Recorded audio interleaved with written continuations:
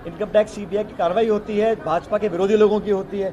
जैसे ही विरोध करना बंद कर देते हैं वो बिल्कुल पाक साफ हो जाते हैं। तो ये जो प्रकरण चल रहा है देश पूरा देख रहा है, लोग बोल ना रहे हों, लेकिन एक तरह का माहौल बनाने की कोशिश की जा रही है जहां विपक्ष की आवाज़ को दबाया जा रहा है और जो केंद्र सरकार के विरोध में है उस पर केंद्र सरकार की पूरी ताकत उसको क्रश करने में लगी हुई है, उसकी आवाज़ को दबाने में लगी हुई है। बीजेपी का एलिगेशन है, आपकी जो गारंटी है 1 लाख रुपए सालाना महिलाओं को देने की, ये घर घर तक पहुंचे, इसके लिए क्या? हम लोगों ने आज बहुत लंबी चर्चा करी है।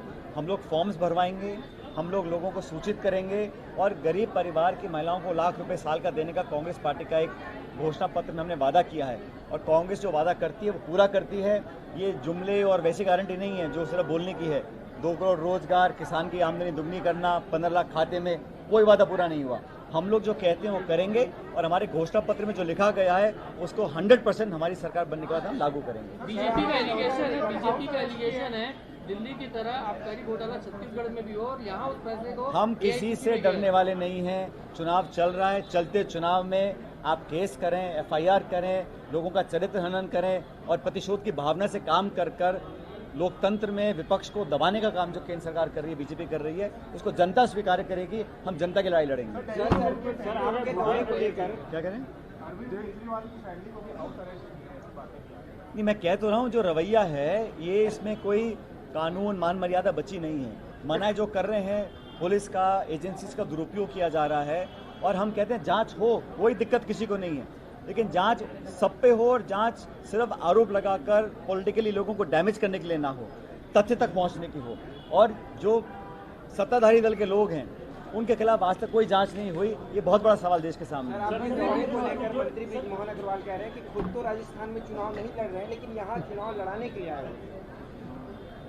कोई क्या बोल रहा है मैं इस पर टिप्पणी नहीं करूंगा। मैं सिर्फ इतना बोलना चाह रहा हूँ कि 11 लोकसभा सीट हैं और जब से राज्य बना है हम लोगों को बहुत ज़्यादा सफलता नहीं मिली है, लेकिन इस बार जो फीडबैक मुझे मिला है मैं बड़ी विनम्रता से कहना चाहता हूँ, जनता माई बाप है, जनता जनार्दन है, पब्लिक का सपोर्ट हमको मिलेगा और पहले से कहीं ज़्यादा बेहतर प्रदर्शन कांग्रेस पार्टी का रहेगा।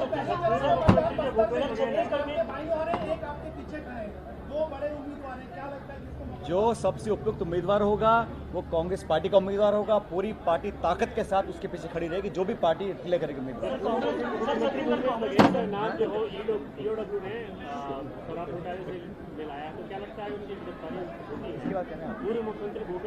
अरे हम किसी से डरने वाले नहीं हैं। या आप आरोप लगा रहे हैं, केस कर रहे हैं, एफआईआर कर रहे हैं, चार्जशीट कर रहे हैं, तो ये सब प्रतिशोध की भावना से निकले हुए काम हैं।